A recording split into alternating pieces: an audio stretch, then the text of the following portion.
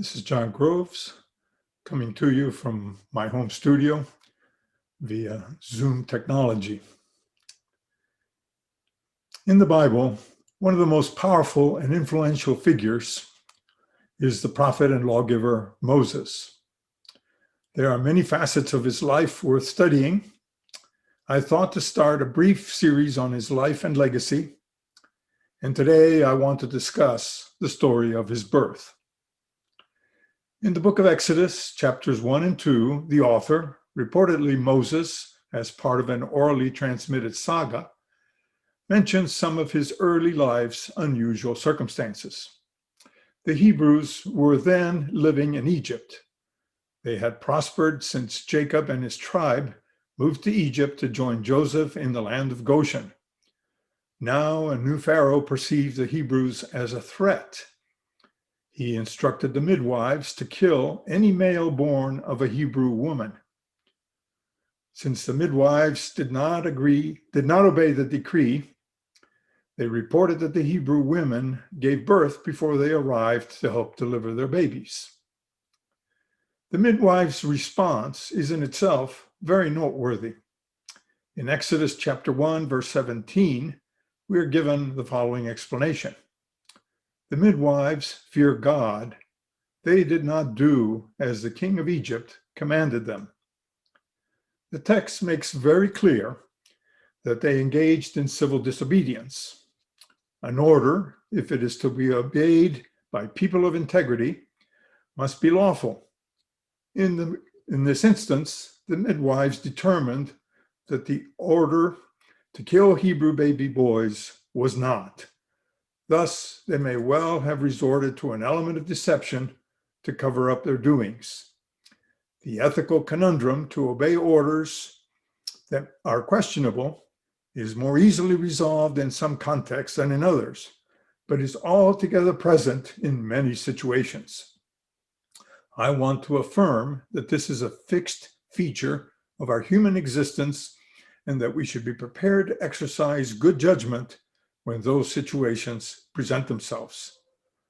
A correlative obligation not to obey unlawful orders is not to issue them when we are in a position of authority.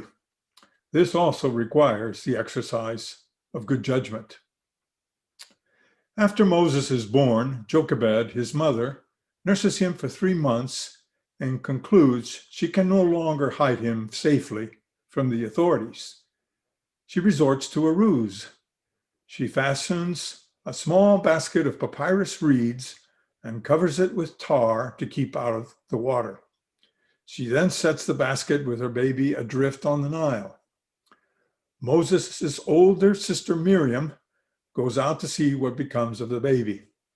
Pharaoh's daughter, at that moment, goes into the Nile with her attendants to bathe and discovers the basket.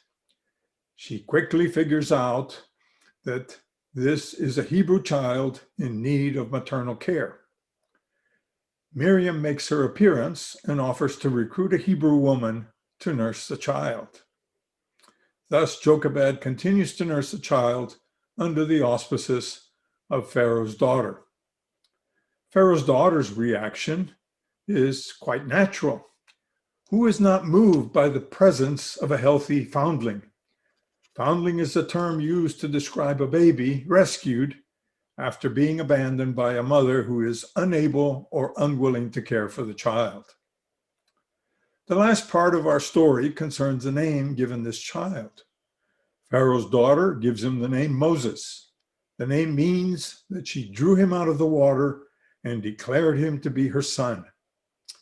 This allusion is used in more modern times to suggest infant baptism, as practiced by some Christian denominations, including the Roman Catholic Church. The child is exposed to water and drawn out as the recipient of God's grace.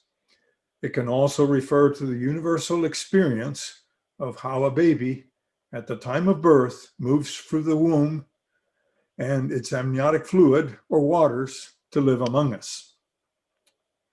Mexican artist Frida Kahlo's The Nucleus of Creation, also known as The Birth of Moses, is a painting depicting the scene at the edge of the Nile as we have been discussing.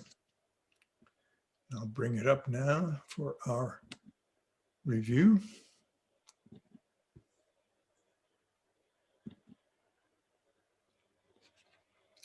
This was a painting created in 1945.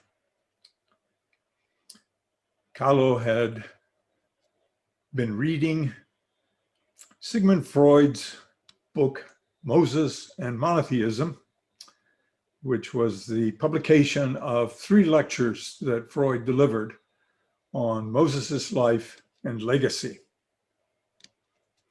The painting is now residing at the Houston Museum of Fine Arts. Please note how the painting depicts multiple stages in the birth process, from conception to its neonatal state. The sun is portrayed as supplying its energy with outstretched hands reaching down from the sky to aid humankind.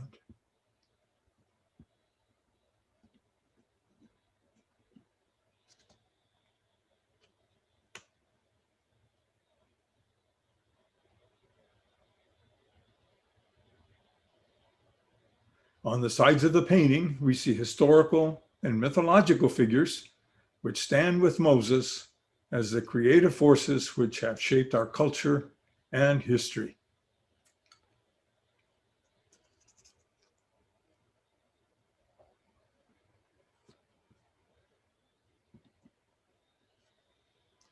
Charles Fillmore, in his Metaphysical Bible Dictionary, defines birth as an awakening to a consciousness of a person's unity with universal spirit. He also refers to birth as the change from a mortal to a spiritual consciousness through the begetting and quickening of the word of truth. And he further opines that Moses' birth represents man's development in consciousness of the law of his being. Water in its fluidity represents universal negation, but also great possibility. Out of seemingly negative conditions comes new growth. Altogether, Charles Fillmore is providing us with a tabula rasa, if you will, a clean slate on which we can map the direction and specific goals we want for ourselves. And as we look within, we experience our needs being met as a loved and cared for child, like baby Moses, with all the resources at our disposal to help us thrive in the world. Until next week, when we will cover another chapter in Moses' life, this is John Groves signing off on our weekly Bible Talk. Thank you.